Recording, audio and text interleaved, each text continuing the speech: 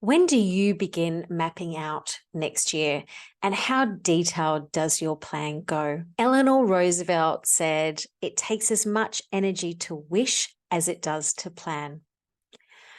In today's episode, I want to discuss with you mapping out your 2024 content strategy. And I'm going to share with you why I have a strategy and how I go about planning out my year. Welcome to episode 6 of the Content Catalyst. I'm your host, Deb Szabo. As a marketing strategist, I always begin with the big picture, with the vision, and that's a strategy. It's how I go about planning out my year. So a strategy is a big picture, high level, long-term vision that outlines your business goals, your objectives, and your overall direction of your business. It's what I call, it's the why. A strategy will focus on, say, your purpose or your mission. And that's why when I started my business last year, or beginning of this year, that was the first thing I started with, was my purpose and my vision and my values. That is the charter that sets the sail for what I want to achieve for the year.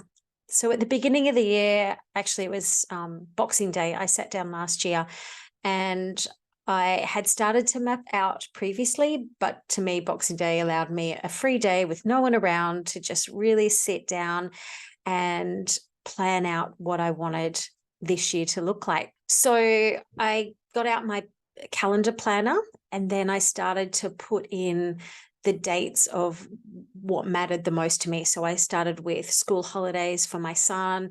I started with when I wanted to launch my course. I wanted to do a workshop, so I put that on the calendar. And then I started to build out around all the things that I then wanted to do for the year. I went over to Monday because I use Monday as my planner for everything, really. And then I started to flesh that out further. So if you look at what is a strategy, it essentially will give you focus for your purpose and your mission.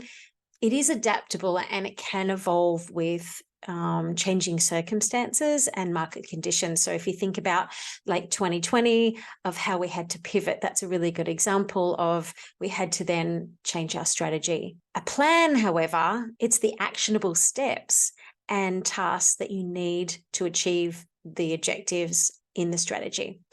So it'll detail the steps, the actions, and everything you need to bring your strategy to life. And a good plan is structured and specific. It'll detail timelines, budgets, and resources that you need to allocate. It essentially defines the how, the when, and the who. Having a marketing strategy and a content plan will help you achieve your business goals for next year. So that's why I encourage you now to stop and think and take some time out like I did and really look at what you want next year to be, because it can bring about clarity and focus of what you want to do. And it will also help you identify the resources that you might need to allocate. And more importantly as well, which is really what it's about, is setting some KPIs. It helps you set the metrics so you can measure the success, because if you don't know where you've been, you don't know where you're going. So if you look at content marketing, which is a fundamental part of my marketing plan as opposed to traditional marketing. So content marketing is essentially where you're sharing valuable, helpful content information that resonates with your audience. And when they follow along on that journey, it's not like every time you reach out to them, you're selling them something. So they're investing into you when you start investing into them and sharing that content. So it's not giving away the whole farm, but it's giving away enough information to help them along their journey. So when they are at a point where they want to do business with you, then it will help them, I guess, have a relationship with you. They'll feel like they can trust you. They'll feel like they know you a lot more. And that's the power of content marketing. they're more likely to do business and recommend you. Content marketing for me this year, I guess my focus has been on short social media, such as Instagram, for example. And that was really to bring about a following and a connection. So I use stories to connect with my current followers, and I use reels to help bring about a bigger audience as well. From there, I then created valuable content via my emails and sharing blogs. And now I've recently launched my podcast. So they're all forms of content marketing. And of course, it varies with short form to long form content. So blogs and podcasting is more of a long form content, and even YouTube videos, where short form content is like your Instagram reels and Facebook, posts and things. So I guess for me, it comes down to having a variety of content that I share, because not everyone learns the same. And it takes about 20 touch points these days for people to react and convert.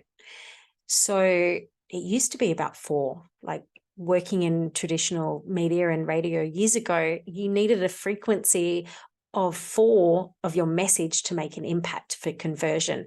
These days, it's 20. We are bombarded with messages, so it's really important to vary your content style. So if you look at when you repurpose content, so I'll make a YouTube video, which I'm doing now, and then I will use that content as well for my podcast. I will then utilize that content for my blog. I will then use that content theme for my email that I send out that day, and then, of course, my social media for that week. So I like to have a theme and a topic that's consistent across all my content marketing. Interesting statistic, according to the Content Marketing Institute, 78% of B2B marketers rate content marketing as a top strategy. And if you look at where people are coming from, where do you get your leads from? And talking to people in business over the last month or so, a lot of people say that they get their leads from podcasting. However, I also like to think that when you share a LinkedIn post and when you create an Instagram story, that it's all helping to support your podcast, because our social media is it's our resume these days. So it really is important to vary that content, because we don't all learn the same. And of course, out of that research as well, video content is a really effective trend to connect with your audience, of course. And being a video marketer, I'm definitely on team video for sure, that wherever you can incorporate it in there. So I use YouTube, for example, which is a massive, search engine essentially. So if I put my long form content up on YouTube, it's going to help when people are searching that particular topic. So having a good thumbnail and having a really effective subject line for your videos, whether it's an email or a YouTube video, is really, really important. So a well thought out content plan will allow you to have consistency with your scheduling. It allows you to repurpose with focus, and of course, it's going to help increase brand awareness and help you drive traffic to your website, which is what we're here for. So it is a bit of a long game when you are doing content marketing, because it is about giving information away for free. It's not about showing and telling people the how, it's sharing the why. So when you can create content that resonates with your audience to solve their pain points, that's when you know you're sharing valuable information. So when I start my planning, so I start with my strategy. What do I want to achieve for the year? What's my vision? Does it align with my purpose and my and my mission? I then start with having a planner, which I do in Monday. I have a campaign planner, and I want to know when I'm launching, what I'm launching, what my products are.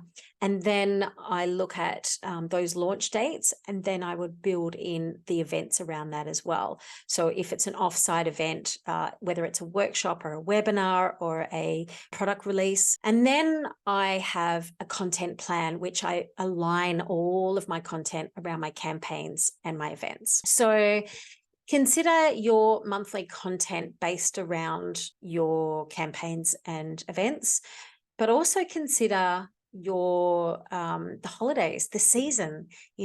Changing of season really has a big effect on many businesses as well, and also trending topics. I like to repurpose my content, as I mentioned, so varying different forms of content will help support each of the messages that you're sharing and reinforce it as well. I have a Google Sheet which I map everything out. I then use Monday to flesh out my plan. And if you haven't already started your planning, now is the time to start planning for 2024. As Dwight Eisenhower said, proper planning will be the difference between success and failure. If you would like to map out next year, I have a free 2024 content planner, which you can download from my website, debszabo.com/calendar. And if you would like some more support with defining a strategy, creating a strategy, and help planning your campaigns and your content marketing for next year, I'm offering one-to-one sessions to help give you clarity and direction. So again, jump on my website, debszabo.com/plan, and you can actually book a 30-minute free session with me there. So all the details are in my show notes. As we wrap up, in my last episode, I mentioned I was off to Fiji. That was a really interesting trip if you followed my Instagram stories, but it was an incredible trip. I can't tell you there was about 20 amazing humans that were there on the mastermind, and we had 4 incredible presenters. And the first presenter was Christina Carlson of Kiki K stationery fame, who describes herself as a global dreaming expert. And I love dreaming. My greatest achievements all began with a crazy, wild dream.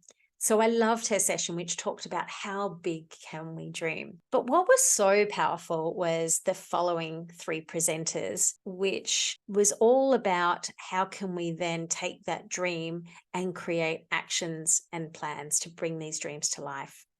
So my final thought is, don't just dream, plan it. Thank you for listening. And until the next episode, have a wonderful day and plan away.